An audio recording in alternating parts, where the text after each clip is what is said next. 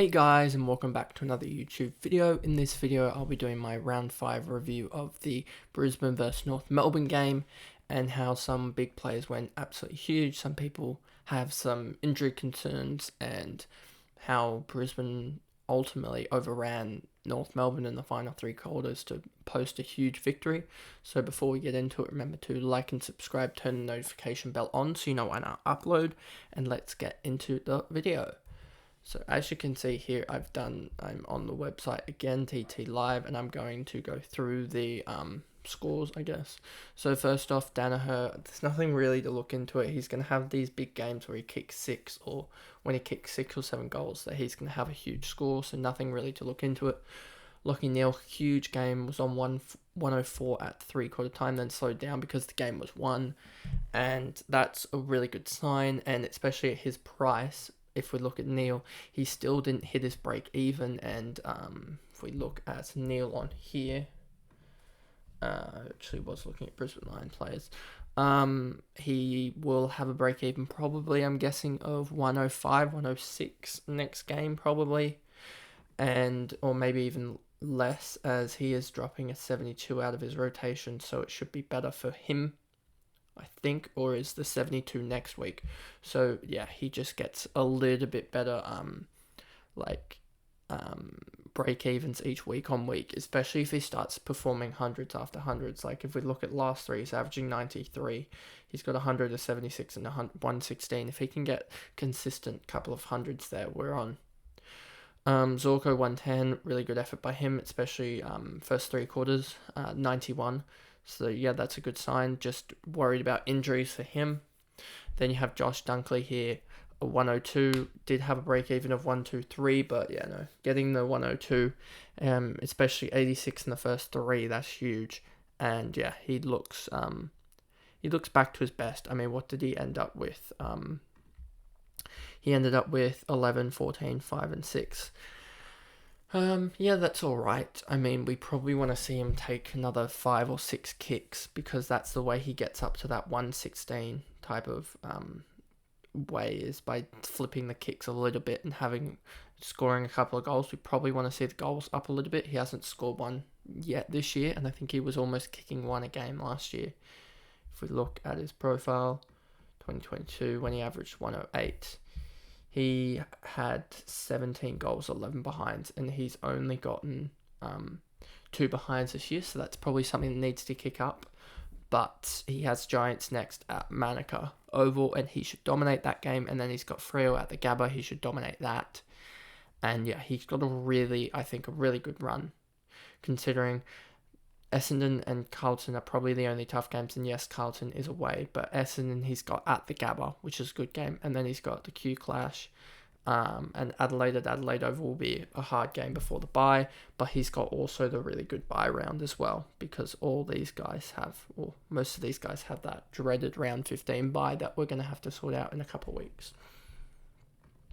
So then Hipwood 98, alright. Ashcroft came alive in the second and last quarters to really propel his score up to a 94, which is really good for his break even. He's going to get into the 500Ks now and really have a good, if we look at Ashcroft here, he's had a good couple of weeks, I'm pretty sure.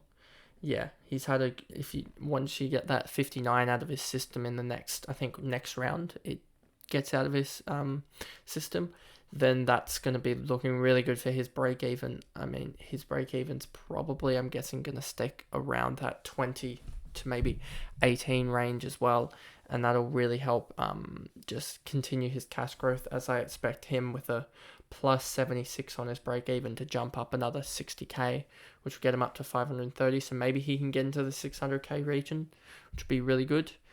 I have no intention of trading him out anytime soon. And it doesn't look like he'll get a rest anytime soon or be managed. Cameron 86, yeah, he's going to have that as well, like the key forwards where they just sort of kick a bag, and it's that price. He doesn't really go into the centre, so there's no real value there trying to pick him up. Bailey, McCluggage are sort of just the trade-offs for getting in Ashcroft and Dunkley, and that's pretty much showing, as look at Bailey's average, look at McCluggage's average. Coleman's down on the year, which is surprising. And then you have Rayner, who's going to level out here soon at around 600k. McKenna did all right, but not much growth there for him left. And then Wilmot, I expect to probably level out at around 400, 415k, as that's a plus 38. And if we look at Wilmot now, here we go. He's got a 49 to get rid of, but there's 36 that's sitting here. It's going to slowly degrade in value if he keeps on getting 60s, but it's sitting there for the next while. And as we saw with his schedule, I expect him to do well against the Giants, especially if he's on Callahan's wing. Then he's got Freo, Marvel. He has Hollands on his wing, so that will be interesting. Then he's got Essendon at the Gabba, so I think he's on for a couple of good rounds actually. And then Wilmot, Payne, Andrews, Joyce. There's no one interesting here really to go through. And then we go over to North Melbourne, and SHEEZEL looked really good, aside from getting basically taken out for, I think it was 10 minutes in the third quarter, which kind of sucks because he was on for a huge score. And he got stuck here as well for a little bit, stuck here in the first. So he got stuck a little bit, but to get himself up to 96 and close to the ton was pretty good effort. Just sucks how he was my VC and didn't really pan out. Howe was an interesting one, but I don't think I'm going to read too much into it. I think it was just one of those games where he just happened to get his hands on the ball.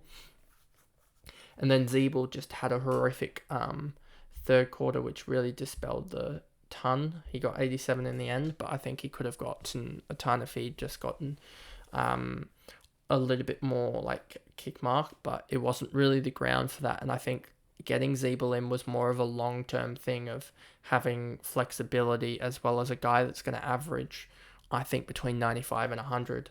If he doesn't get injured, this is a long-term play of just having him and the likes of next week I'm going to be getting in Johannesson, I'm pretty sure, and those guys will most likely have forward defender status, so I can flick them in between, and they will be averaging, Johannesson I expect 80 to 85, and SHEEZEL 95 to 100, and that'll be really good for those D6, F6 type of roles. And then Cunnington, Comben, Shield, David Juniak, all these guys. Well, Cunnington I was surprised about, to be honest, but he fell away because I had Archie Perkins in my draft league, and I put him in instead of Ben Cunnington. So that was sort of surprising to see Cunnington at there. Comben was all right, but nothing really to look into him. He might get rock status, I'm guessing, DPP, but maybe not. Shields, David Juniak had a down game as well, so he's gonna I'm gonna wait for him to decrease in price dramatically, as he's got if we look at David Juniak, bring this up, David Juniak. We look here, he's got a 108 and a 123 to get out of his system sometime soon, and then he's got a 91 and a 76, so he's actually averaging under 100 now. So I'm going to wait for him because he's going to drop down in price here by roughly probably 15k. So I reckon he bottoms out at around 828, 25k, and then I can pick him up for my like M6 or M5 type of role.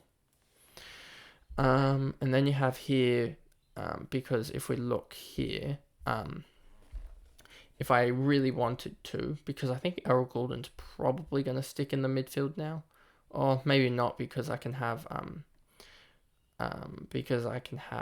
well, Holland will be there, and then McKenzie probably comes back next week, meaning I can get Goulden here, Johannesson, and then SHEEZEL on for the likes of Wilmot, and not have a rookie in that back line. That'll be huge. Getting rookies off field, I guess, and more designated scorers on field. Then you have, so that'll be actually a huge play now looking at it. Stevenson kicked a couple goals, doesn't really matter. McDonald, Powell. McDonald needs to stop taking the kickouts away from SHEEZEL and SHEEZEL. Like, I know Zeeble had, I think, 10 kickouts and kicked it out 9 times, like ran it out 9 times. And SHEEZEL was a little bit turnovery-ish from kickouts, but just let those two kick it out. They're going to be the best.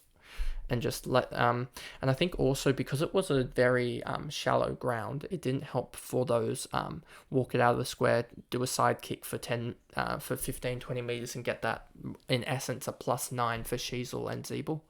So that didn't happen in the game. So I think we're also seeing that ground sort of affected them. And I think if SHEEZEL wasn't injured anyway, I think he would have gone 120, and Zeeble probably would have gone 95, 96 anyway. And SHEEZEL didn't even walk it out once or twice as well. So he would have got the 100 if he'd walked it out, which would have been quite interesting. Stevenson, yeah, Phillips I looked into, but I think there's better rookies. And but also you got to look at the fact that Simpkin broke his hand, so he's going to be out for a while. So you're looking at Wardlaw potentially as a rookie coming in, and then other rookies as well. From the North midfield, Goldstein, Logue, Taylor, Scott, Simpkin we just talked about was injured. Tucker, Core, Mackay, Greenwood, Zohar. There's no one really here to talk about. So that's the review of the Brisbane vs North game, and I'll see you guys in another video. Thanks guys, goodbye.